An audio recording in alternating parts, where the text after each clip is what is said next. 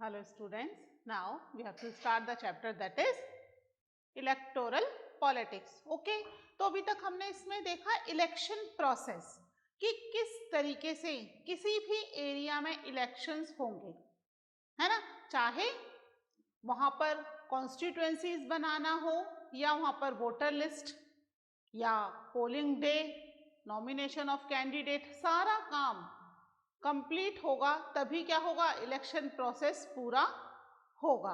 ठीक है, तो इंडिया में ये सारे इलेक्शन प्रोसेस को करता कौन है जो कोड ऑफ कंडक्ट देगा, है ना, मॉडल कोड ऑफ कंडक्ट पढ़ा था ना हमने, तो कौन है जो मॉडल कोड ऑफ कंडक्ट देगा हमें, या फिर कौन है जिसके अकॉर्डिंगली पूरा इलेक्शन प्रोसेस चलेगा इंडिया में, कौन सी वो ऑर्गेनाइजेशन है जो इंडिया में इलेक्शंस को डेमोक्रेटिक बनाती है।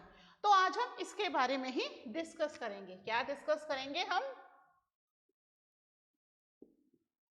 What makes an election in India democratic.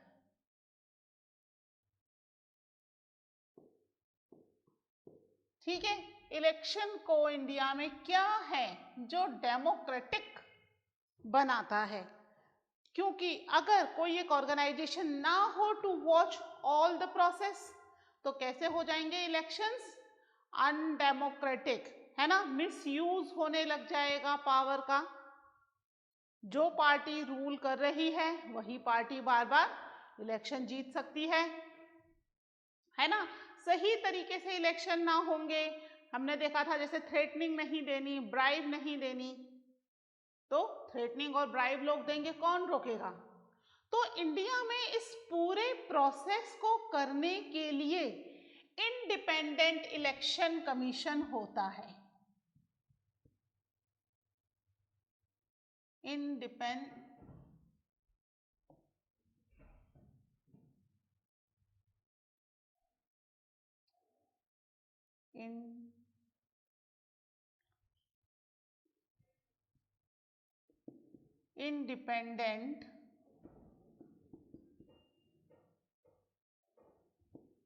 Election commission. ठीक है, इंडिपेंडेंट क्यों है? क्योंकि इसके ऊपर किसी का भी कंट्रोल नहीं है। ठीक है, ये फ्री है to do the work during the election time. ठीक है, इलेक्शन कमीशन जो है इसको हम शॉर्ट में, इलेक्शन कमीशन को हम शॉर्ट में ईसी भी कह सकते हैं, है ना। इलेक्शन कमीशन को रन करने के लिए एक चीफ इलेक्शन कमिश्नर को अपॉइंट किया जाता है। ठीक है, क्या हो जाएगा? CEC शॉर्ट में, चीफ इलेक्शन कमिश्नर। इसको यहाँ पर अपॉइंट किया जाता है to look after all the process. उसके अंदर में 2 और इलेक्शन कमिश्नर होते हैं, those who do the work. ठीक है, अपॉइंटमेंट जो है इलेक्शन कमिश्नर का ये प्रेसिडेंट करते हैं, लेकिन एक बार chief election commission appointed to in on his post, it is impossible to remove the chief election commissioner. इनको हटाया नहीं जा सकता, बहुत ही डिफिकल्ट है, लगभग इम्पॉसिबल है चीफ इलेक्शन कमिश्नर को उनकी पोस्ट से हटाना। और चीफ इलेक्शन कमिश्नर किसी के भी अंडर में काम नहीं करते। ही और she become independent to take the decision regarding elections। ठीक है, ना तो रूलिंग पार्टी, ना ऑपोजिशन पार्टी, ना ही prime minister, president, supreme court, किसी के भी अंडर में नहीं होते हैं चीफ इलेक्शन कमिश्नर। इतनी पावरफुल पोस्ट बना दी गई है ये। ठीक है, तो इलेक्शन के समय ये चाहें तो किसी भी गवर्नमेंट ऑफिसर को कोई भी काम दे सकते हैं, ट्रांसफर्स कर सकते हैं, ट्रांसफर्स रोक सकते हैं। ठीक है, किस ऑफिसर को किस एरिया में अपॉइंट करना है, क्या काम देना है, that all thing decided by chief election commissioner. किस टाइम पीरियड में? ड्यूरिंग द इलेक्शन टाइम, ठीक है, उसी समय मेन रोल होता है, उसी समय इनका सारा काम होता है, ठीक है। तो इनके बारे में थोड़ी चीजें लिख लेते हैं। हेडिंग डाल लीजिए सबसे पहले तो, what makes an election in India democratic, ठीक है। फिर उसके बाद डाल लीजिए इंडिपेंडेंट इलेक्शन कमीशन, ठीक है। ये ब्रैकेट मत लगाइएगा, ये तो मैंने आपको इलेक्शन कमीशन बताने के लिए लगाया था, है ना। Don't put this. Independent election commission, ठीक है, लिख लीजिए इसमें। In India elections are conducted by an independent and very powerful election commission. Independent and very powerful, ठीक है, election commission.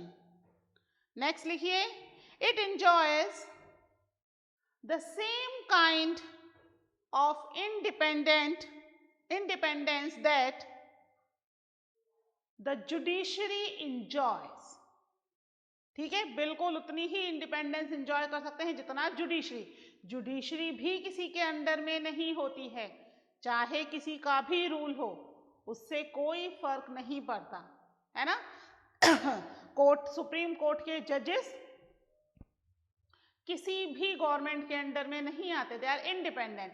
अगर कोई भी गवर्नमेंट एम्प्लॉय या MP, MLA, prime minister, president, कोई भी अगर कोई क्राइम करता है तो judiciary is independent to give them the punishment, ठीक है, बिल्कुल इंडिपेंडेंट होती है जुडिशरी के ही जितनी पावर्स इलेक्शन कमीशन को दे दी गई हैं, उतनी ही इंडिपेंडेंस दे दी गई है इलेक्शन कमीशन को, ठीक है। नेक्स्ट देखिए, the chief election commissioner, bracket में लिख लीजिएगा CEC, the chief election commissioner is appointed by the President of India, but once appointed, the Chief Election Commissioner is not answerable to the President or the government, ठीक है। किसी के लिए भी chief election commissioner answerable नहीं है कि वो क्या डिसीजन ले रहा है, क्यों ले रहा है। He is not answerable to anyone, either it is president or any other governmental organisation या गवर्नमेंट इटसेल्फ, ठीक है। नेक्स्ट देखिए, अब इसमें से लिख लीजिए पावर्स एंड फंक्शंस, ठीक है, ऑफ इलेक्शन कमीशन, ठीक है। हेडिंग डाल लीजिए नेक्स्ट वापस से।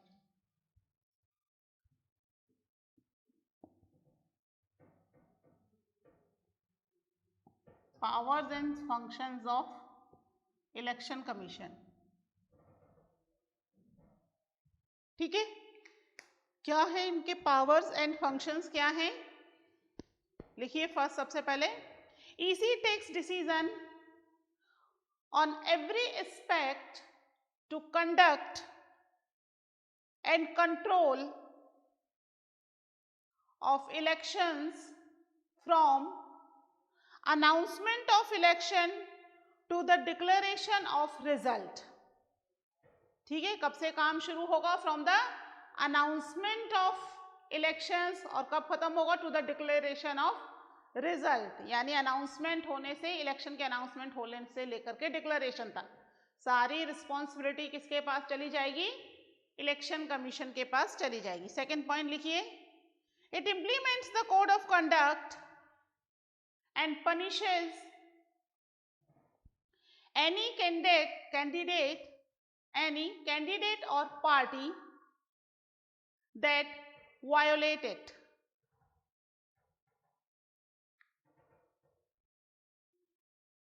नेक्स्ट लिखिए इसमें third point, during the election period the election commission can order the government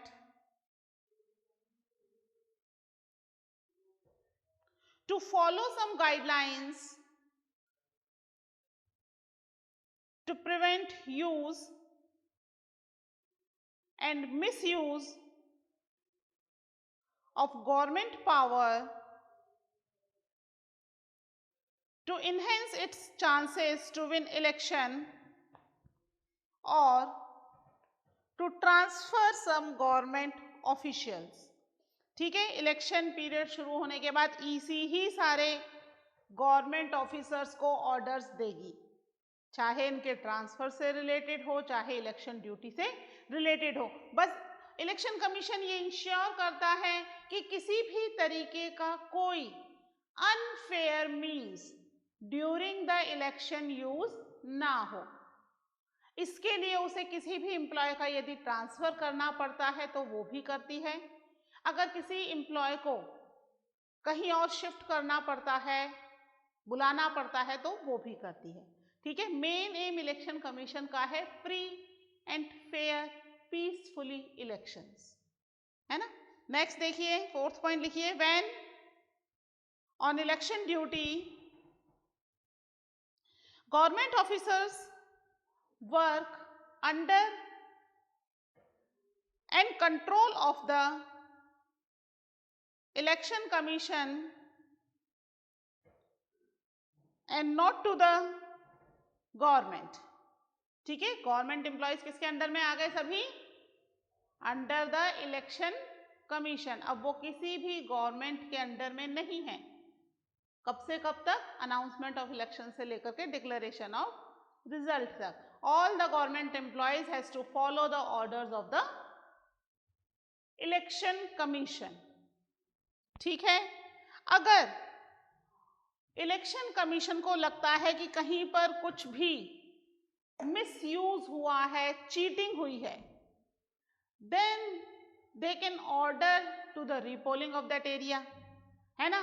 If they found anyone guilty, वो पनिशमेंट भी दे सकती है, उनकी सीट्स हटा भी सकती है, इलेक्शन लड़ने पर उनके बैन भी लगा सकती है। ठीक है, इफ ही फाउंड कि दैट पर्सन और the party uses the unfair means. ठीक है, इलेक्शन होने के बाद, रिजल्ट डिक्लेरेशन होने के बाद भी अगर इस तरह के कोई प्रूफ्स आते हैं कि इस पर्टिकुलर कॉन्स्टिट्यूएंसी में गलत तरीके से इलेक्शन हुए, तो भी इलेक्शन कमीशन यहां पर रीपोलिंग के ऑर्डर्स दे सकती है। ठीक है, that is the power of the election commission. ठीक है, नेक्स्ट देखिए, इसमें एक और पॉइंट लिखिए, इसमें ही फिफ्थ पॉइंट लिखिए, when election officials came to the opinion that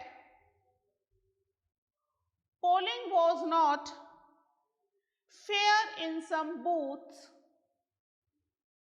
और even an entire constituency, they order a repoll। ठीक है, रीपोल मतलब दोबारा से इलेक्शन करवाने। ठीक है, रीपोल के ऑर्डर दे सकती है इफ दे फाउंड कि कहीं पर भी अनफेयर मीन्स यूज हुआ है, सही तरीके से इलेक्शंस नहीं हुए, either a particular constituency or the whole area. जैसे भी रिपोर्ट हो, accordingly they can take the decision कि एक ही एरिया में करवाना है, एक ही कॉन्स्टिट्यूएंसी में करवाना है, या पूरे एरिया को ही कवर करना है। ठीक है, जैसे रिपोर्ट होगी उसके accordingly EC take the order. अब जो भी इलेक्शन का रिजल्ट आएगा, हमने देखा ना डिक्लेरेशन ऑफ रिजल्ट तक काम करती है, जो भी इलेक्शन का रिजल्ट आएगा everyone has to accept it. कोई भी व्यक्ति उस रिजल्ट के अगेंस्ट नहीं जा सकता, हर एक व्यक्ति को वो रिजल्ट एक्सेप्ट करना होगा, because this is the verdict of the people, है ना। लोगों का आदेश है, कहते हैं ना इसको कि भाई जन आदेश हुआ है। जो जीतने वाली पार्टी है वो बड़े प्राउडली कहती है कि हमारे लिए ये जन आदेश हुआ है टू रूल द कंट्री, है ना। That means this is the people's verdict कि टू रूल द कंट्री, है ना। जब हार जाते हैं तो शांत हो जाते हैं, that is also verdict of the people, जन आदेश है वो भी। आपको हराया भी लोगों ने है, आपको जिताया भी लोगों ने। इंडिया के अंदर मोस्ट ऑफ द टाइम जो रूलिंग एमपीज और एमएलएज होते हैं नेक्स्ट इलेक्शन में अधिकतर वो हार जाते हैं। This is the power of peoples participation, है ना, डेमोक्रेसी की पावर है ये, कि वो जीतने वाले व्यक्तियों को हमेशा ही जीतने नहीं देती।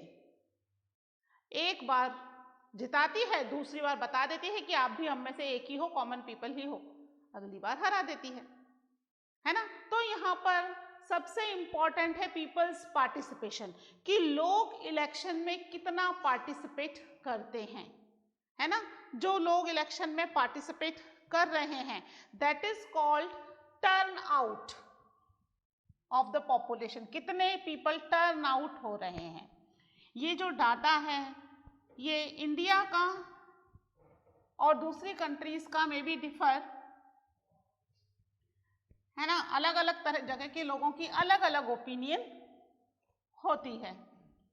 तो हम अभी देख लेते हैं पीपल्स पार्टिसिपेशन, कि लोगों का इलेक्शन में कितना पार्टिसिपेशन है, क्योंकि किसी भी पार्टी के हारने या जीतने में सबसे बड़ा रोल लोगों का ही होता है ना। People's participation is an important role. ठीक है, तो हम देखते हैं पॉपुलर पार्टिसिपेशन,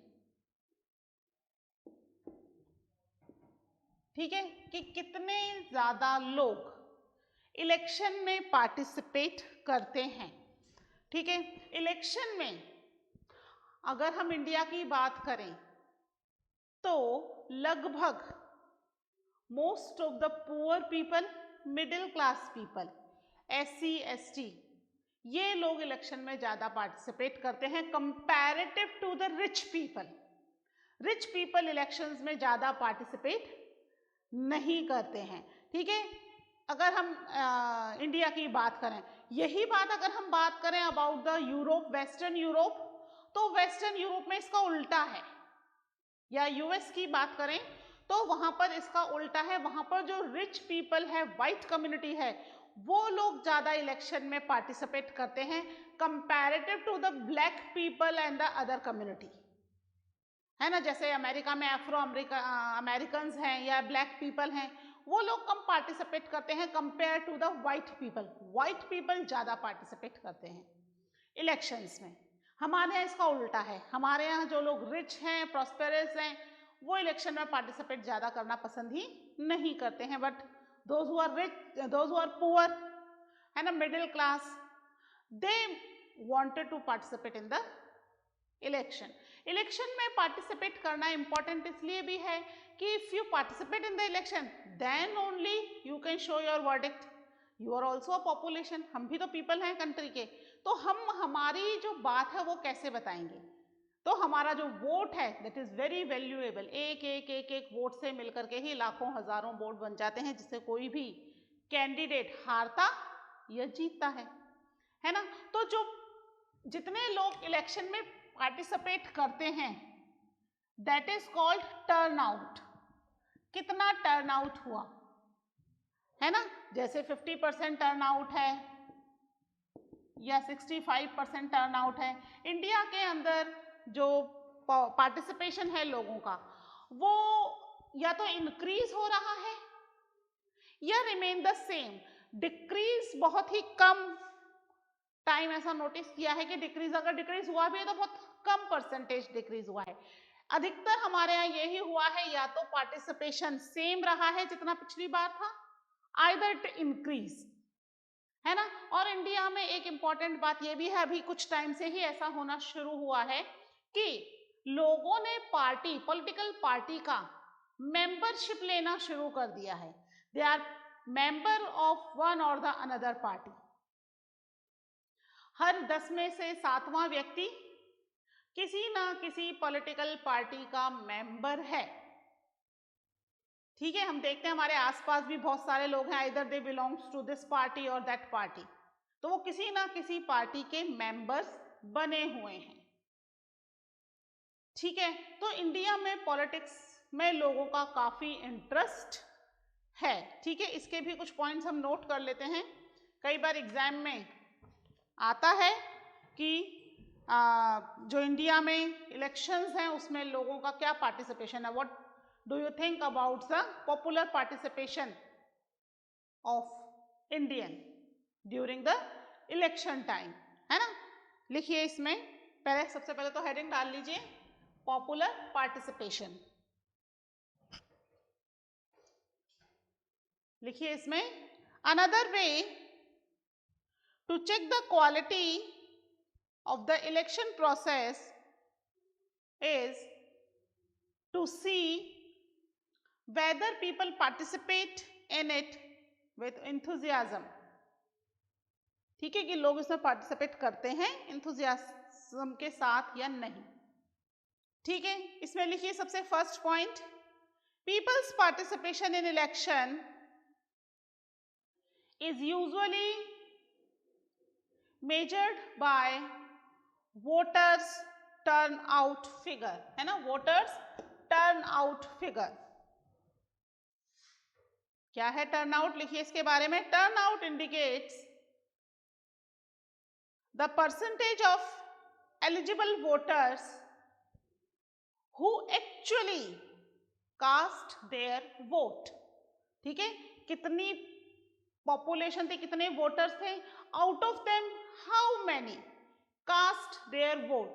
ठीक है, that is known as the turnout percentage। ठीक है, in India, इसी में ही कंटिन्यू कीजिए, in India the turnout has either remained stable or actually gone up।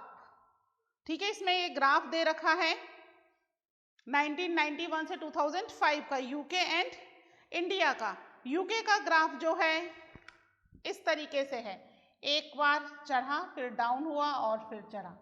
India का जो ग्राफ है दैट इज स्लाइटली अप, बहुत ज्यादा फर्क नहीं आ रहा है, वहीं पर ही है, थोड़ा बहुत ऊपर नीचे, थोड़ा बहुत ऊपर ही जा रहा है, नीचे तो कम ही जा रहा है ना। तो इंडिया में जो टर्नआउट है वो या तो रिमेन सेम रहता है या फिर कैसा है, इट्स गॉन अप, बढ़ ही रहा है। ठीक है, सेकंड पॉइंट लिखिए इसमें, in India the poor, illiterate and underprivileged people vote in larger proportion as compared to the rich and privileged section। ठीक है, इंडिया में रिच और प्रिविलेज सेक्शन के लोग कंपैरेटिवली कम पार्टिसिपेट करते हैं। ठीक है, देखो ये voters turnout in India by US and social group.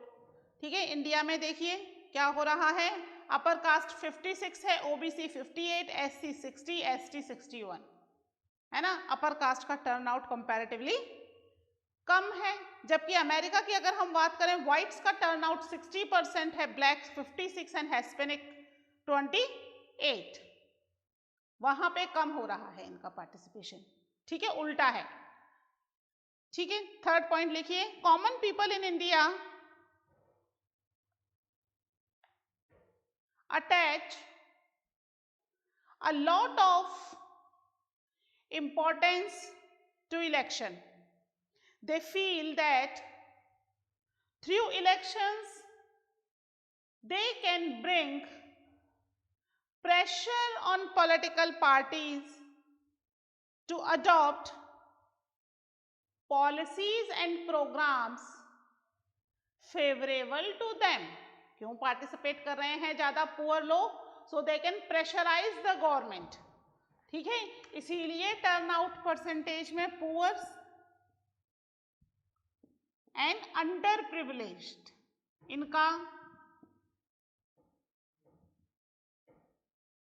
इनका पार्टिसिपेशन ज्यादा है। So they can pressurise the government, जिससे कि गवर्नमेंट क्या कर सके, उनके बेनिफिट के लिए पॉलिसीज एंड प्रोग्राम्स बना सके। ठीक है, नेक्स्ट लिखिए, फोर्थ पॉइंट लिखिए, the interest of voters in election related activities